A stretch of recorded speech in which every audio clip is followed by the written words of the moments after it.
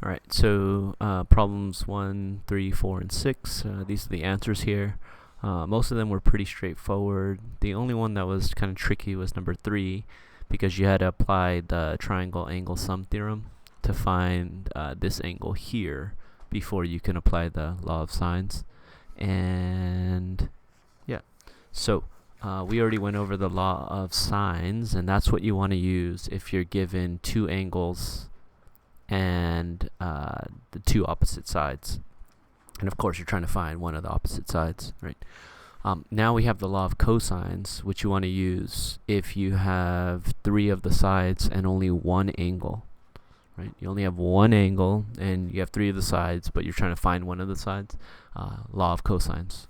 If you have two angles and the opposite sides, then you want to use law of sines. So, what's the law of cosines? It's that triangle ABC with A, B, and C representing the opposite side lengths, like we have here.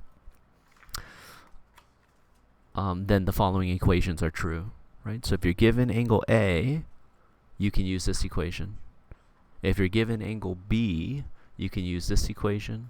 And if you're given angle C, you can use this equation to solve for whichever side length you're missing, whether it's A, B, or C. So let's go ahead and try this. Here we have a situation where we have one angle and we have all three sides, right? So this is lowercase a, this is lowercase c, lowercase b. So I'm going to put b equals, and I'm going to put equals a, right? Because these are the opposite sides. Here's angle A. The opposite side over here is lowercase a. Here's angle B. The opposite side is lowercase b. So we're going to go ahead and drop it into one of these equations. And so we have angle C. So we're going to be using this one here, right? So let's go ahead and substitute everything in. We have c squared, which we don't know. I'm trying to figure out what c is. And we have a squared is 12, so 12 squared, plus b squared is 10 squared, minus 2 times a, which is 12, times b, which is 10, times cosine of 48. Cosine 48. All right, so then we're going to drop this all into a calculator and see what we get. So let's do 144 plus 100 minus, and let's go ahead and put that in there. So we're going to do 2 times, yes, that's right, 2 times 12 times 10 times cosine of 48. Make sure you're in degrees mode. Hit equals, and it will be 160.6.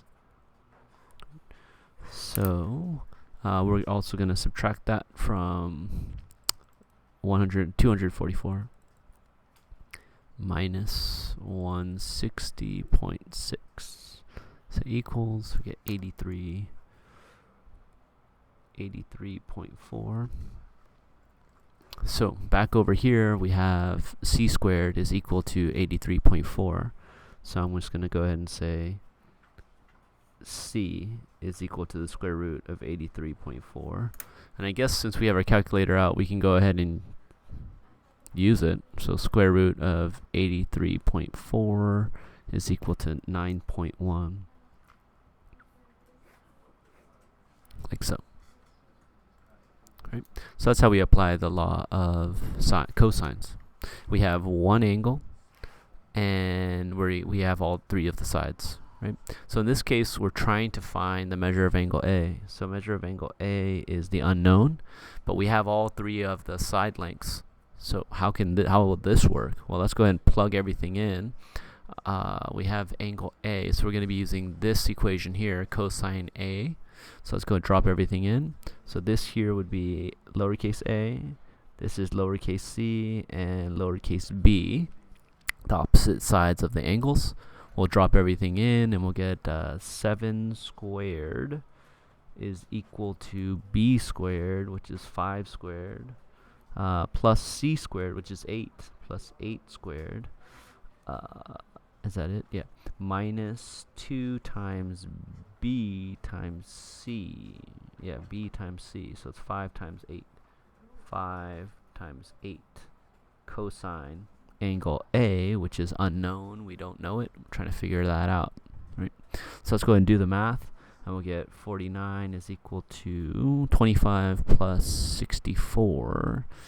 25, let's just write it out before I make a mistake. Plus 64 minus 40, so that's 80 cosine A. Right? Let's simplify and we'll get 89 minus 80 cosine A. Subtract 89 from both sides and we'll get 40 is equal to negative 80 cosine A, negative 40, I'm sorry. Then we're going to divide by 80 to get the cosine A isolated. So divide by negative 80, and we'll get, I'm going to flip them around. So I'm going to go cosine A is equal to 1 over 2, right? Simplified. So the greatest common factor would be 40. We'll divide 40 by 40, that's 1. 80 by 40, that's 2. Negative divided by negative is positive, right? So that's how we get cosine A is equal to 1/2. And then how do we find the measure of angle A? Well, we learned about this in the previous chapters, right? It would be cosine of, the inverse of cosine of 1/2 is equal to the measure of angle A. So let's go ahead and drop that into the calculator. I'll say the inverse of cosine, oh, I'm sorry, I got it. Am I able to do that? No. I'm going to do 1/2, so 0.5, and do the inverse of cosine on that. Inverse cosine, okay, of 0.5, like so, equals 60. So the measure of angle A is 60 degrees. So, law of cosines, if you have one angle, measure, and all three sides. Okay. And then you're going to go ahead and do these problems here, number 1, 2, 4, and 5. I'll show you the answers in the next video.